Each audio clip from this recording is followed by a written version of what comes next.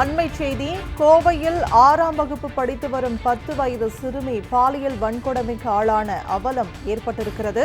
கோவையில் ஏற்கனவே 10 வயது சிறுமி ஒருவர் பாலியல் வன்கொடுமை செய்யப்பட்டு கொலை செய்யப்பட்ட நிலையில் மீண்டும் நடைபெற்ற சம்பவத்தால் மக்கள் அதிர்ச்சியடைந்திருக்கிறார்கள். புகாரை தொடர்ந்து பாலியல் வன்கொடுமை செய்தவரை போக்சோ வழக்கில் போலீசார் கைது செய்தனர். தாவேகா ஆட்சியில் தொடர்ந்து பாதிக்கப்படும் குழந்தைகளும் பெண்களும். அண்மை செய்தியாக பார்த்துக் கொண்டிருக்கிறோம். கோவையில் 6ஆம் வகுப்பு படித்து வரும் 10 வயது சிறுமி பாலியல் வன்கொடுமைக்கு ஆளான அவலம் ஏற்பட்டிருக்கிறது.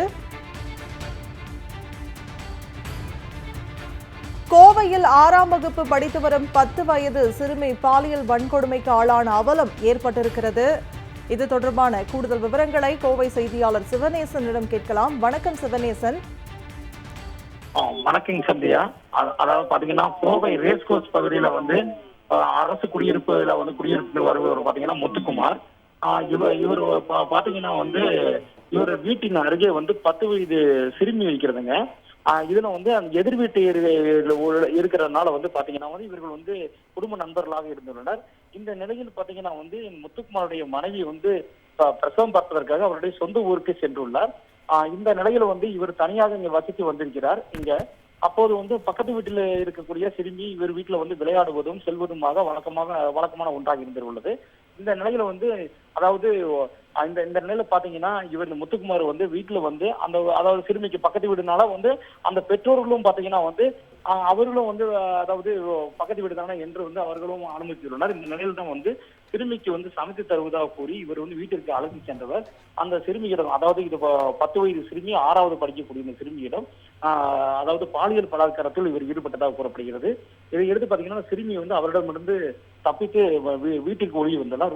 அழுதுகிட்டே ஓடி வந்தனால அந்த சிறுமியுடைய தாயார் என்ன நடந்தது என்னன்னு கேட்கும் போது அப்போதுதான் இது நடந்த கொடுமையை சிறுமி கூறியுள்ளார். இதை எடுத்து அவர் பெற்றோர்கள் அந்த முத்துக்குமாரை அவர்கள் கடுமையாக எச்சரித்தும் அதே சமயத்துல ராமநாதபுரம் அனைத்து மகளிர் காவல் நிலையத்தில் தொடர்பாக புகார் அளித்துள்ளனர்.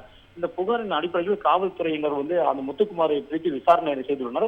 விசாரணையின் போது அவர் பாலியல் பலாத்காரத்தில் ஈடுபட்டதாக அவர் தெரிவித்துள்ளதாக கூறப்படுகிறதுங்க. இதை எடுத்து போக்சோ சட்டத்தில் அவர் கைது செய்யப்பட்டு அவர் மத்திய சிறையில் இன்று அடைக்கவுள்ளாருங்க. தொடர்ந்து பாத்தீங்கன்னா கோவையில ஏற்கனவே சூலூர் பகுதியில 10 வயது சிறுமி கூட்டு பாலியல் பலாத்காரம் செய்யப்பட்டு கொலை செய்யப்பட்டு உயிரிழந்த நிலையில் தற்போது அதே அதிர்ச்சிக்குள்ளான கோவை மக்களுக்கு தற்போது மீண்டும் ஒரு 10 வயது சிறுமி ஒரு பாலியல் பலாத்காரத்துக்கு ஆளாக்கப்பட்டு உள்ளது ஒரு பெரும் அதிர்ச்சியை ஏற்படுத்தி உள்ளதுங்க. தொடர்ந்து ஒரு சிறுமி, அதாவது சிறுமிகளுக்கு கூட இங்க பாதுகாப்பு இல்லாத சூழ்நிலை தற்போது ஏற்பட்டுள்ளது. தொடர்ந்து பாத்தீங்கன்னா காவல்துறை உரிய நடவடிக்கை மேற்கொள்ளப்பட வேண்டும் என்று பொதுமக்கள் கூறியுள்ளனர். மேலும் சாலையில் நடந்து செல்ல முடியாத அளவுக்கும் கூட ஒரு அச்சுறுத்தலான நிலையில் உள்ளதாகவும் அதே சமயத்தில் ஒரு குடியிருப்பில் கூட ஒரு சிறுமி இருக்க முடியாத சூழ்நிலையில் அச்சத்தில் வாழ்ந்து வருவதாகவும் பொதுமக்கள் குற்றம் சுமத்தியுள்ளனருங்க. தொடர்ந்து ஒரு பாதுகாப்பு இல்லாத சூழ்நிலை கோவையில் நிலவி வருகின்றதுங்க. ஏற்கனவே 10 வயது சிறுமி ஒருவர் பாலியல் வன்கொடுமை செய்யப்பட்டு கொலை செய்யப்பட்ட நிலையில் மீண்டும் ஒரு 10 வயது சிறுமி பாலியல் வன்கொடுமைக்கு ஆளான அவலம் கோவையில் ஏற்பட்டிருக்கிறது. இது தொடர்பான விவரங்களை வழங்கியதற்காக நன்றி சிவனேசன்.